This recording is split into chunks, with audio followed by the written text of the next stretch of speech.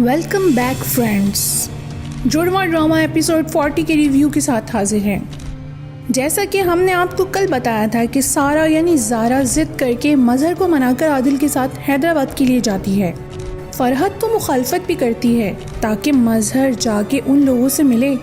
سلمیٰ بھی حیران ہوتی ہے کہ آخر یہ کیوں جا رہی ہے، شاید کچھ ایسا ہے جو سارا یعنی زارا چھپا رہی ہے۔ سلمیٰ زارا کو مشورہ دیتی ہے کہ دوست کی ماں کو یہاں لے آؤ تاکہ وہ بھی تو جان سکے کہ سارا سچ بولتی ہے یا جھوٹ۔ نازی جسے سارا روم خالی کرنے کو کہہ کر گئی تھی تاکہ وہ شازیہ کو کراچی اپنے گھر لا سکے، وہیں وہ فرحت سے اس کی شکایت کرتی ہے، مگر فرحت الٹا اسی پہ سارا کا غصہ نکال دیتی ہے اور اسے اس کے باپ کے تانے دینے لگتی ہے۔ آخر سارا یعنی زارا ایسا کیوں کر رہی ہے؟ وہ کیوں شازیہ کو یہاں لانا چاہتی ہے؟ زارا اور عادل حیدرآباد کے لیے نکل جاتے ہیں۔ زارا سب سچ عادل کو اسی سفر کے دوران بتانا چاہتی ہے۔ وہ تھوڑے تھوڑے ہنٹ بھی دیتی ہے تاکہ شازیہ کو کراچی لانے میں اس کو آسانی ہو اور کوئی اس کا ساتھ دینے والا ہو۔ زارا یعنی سارا اب کیوں شرمندہ ہے کہ شازیہ کی طبیعت اس کی وجہ سے خراب ہو گئی ہے؟ زارا تو سارا کو بالکل نہیں چھوڑے گی جب اسے یہ سب معلوم ہوگا۔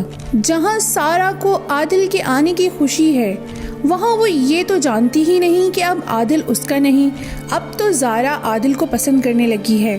مظہر عادل کو فون کر کے حیدرآباد والی فیملی کے متعلق تمام معلومات لانے کو کہتا ہے، مگر یہ بات عادل کو پہلے ہی زارا بتا چکی تھی کہ مظہر اسے ایسا کرنے کو کہے گا۔ کم ہی وقت میں زارا مظہر کی بہت سی عادتوں کے بارے میں جاننے لگی ہے۔ رکشی ماں کی الٹی سیدھی رائے مان کر اپنا گھر خود ہی خراب کر لے گی۔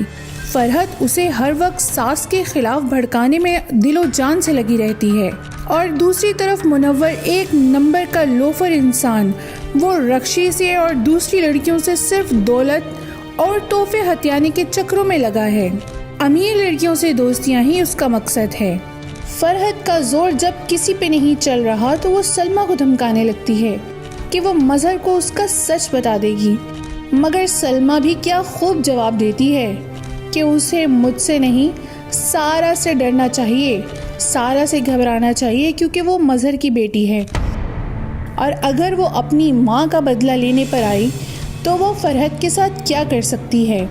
آخر کار سارا کے سامنے سچ آ ہی گیا۔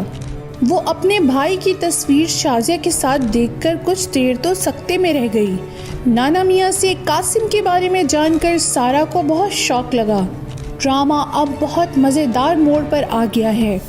آئینہ آصف نے ہر لحاظ سے اپنے دونوں کردار نبھائے ہیں۔ زارا اور سارا دونوں آمنے سامنے آ جاتی ہیں۔ شازیہ اور نانا میاں پہ بھی حقیقت کھل جاتی ہے۔ سارا اپنی ماں کو قصوروار ٹھہرا کر کہتی ہے کہ آئندہ کبھی ان سے ملنا نہیں چاہتی، حالانکہ سارا کو جاننے کے لیے ابھی بہت کچھ باقی ہے جو اسے اپنی ماں سے معلوم ہو سکتا ہے۔ شازیہ کی حیرانگی بھی بنتی تھی کہ آخر یہ سب کیسے ہو گیا۔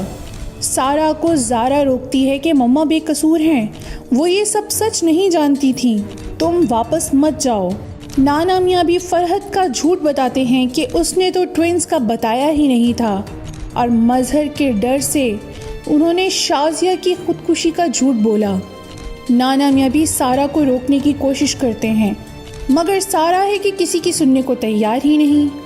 عادل سارا کے اچانک واپس جانے اور دوسری طرف سے زارا کے آنے پر پریشان ہو جاتا ہے کہ یہ سب کیا ہو رہا ہے۔ ایک ہی شکل کی دو لڑکیاں، ایسا کیسے ہو سکتا ہے؟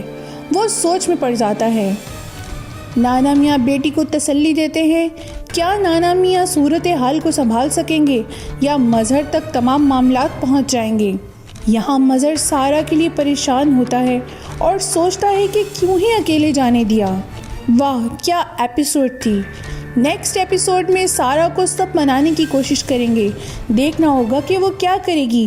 ماں کے اتنے سالوں میں ملاقات ہونے پر اسے ماں کی محبت روکے گی یا وہ سب سے ناراض عادل کے ساتھ واپس چلی جائے گی۔ دیکھنے کے لیے سبسکرائب کریں ہمارے چینل کو اور لائک کرنا مت بھولیں ہماری ویڈیو کو۔